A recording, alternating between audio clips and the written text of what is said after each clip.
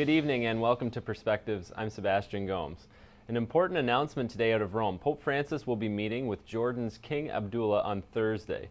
It will be the first meeting between the two men, and they will most likely discuss the crisis in Syria and the flood of refugees into Jordan as a result of it.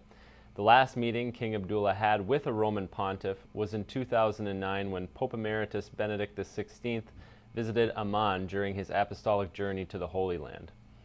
Yesterday we told you about Pope Francis's appeal to the international community to do everything in its power to help Syria find a resolution to the conflict there. And this week, Archbishop Mario Zannari, the Apostolic Nuncio in Syria, echoed that appeal.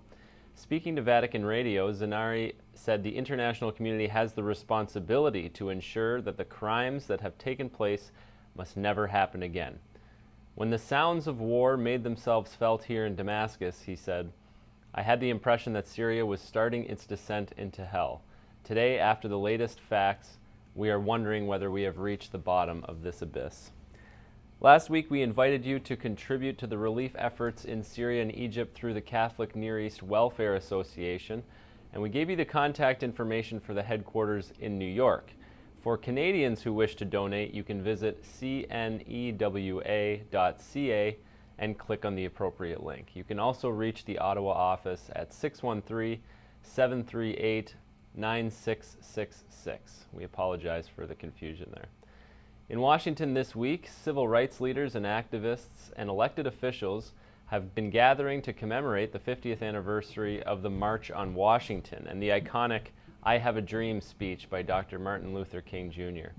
The United States Conference of Catholic Bishops has issued a statement for the anniversary recognizing the significant accomplishments of the march and the struggle for civil rights, including increased racial and cultural diversity among the leadership in both public and private sectors.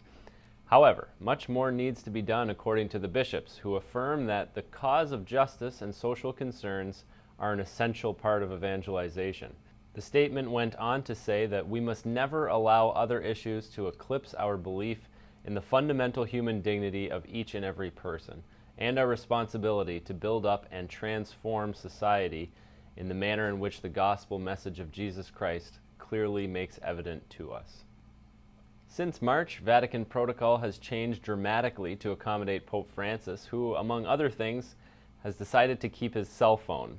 He uses it regularly to keep in touch with friends and to schedule appointments.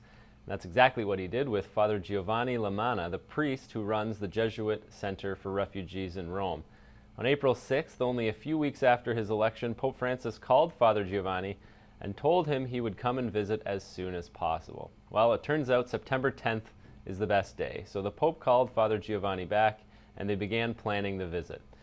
It's not the first time Pope Francis is visiting with refugees. In early July, he made a trip down to Lampedusa, where thousands of African immigrants arrive at Italy's southern coast by boat each year.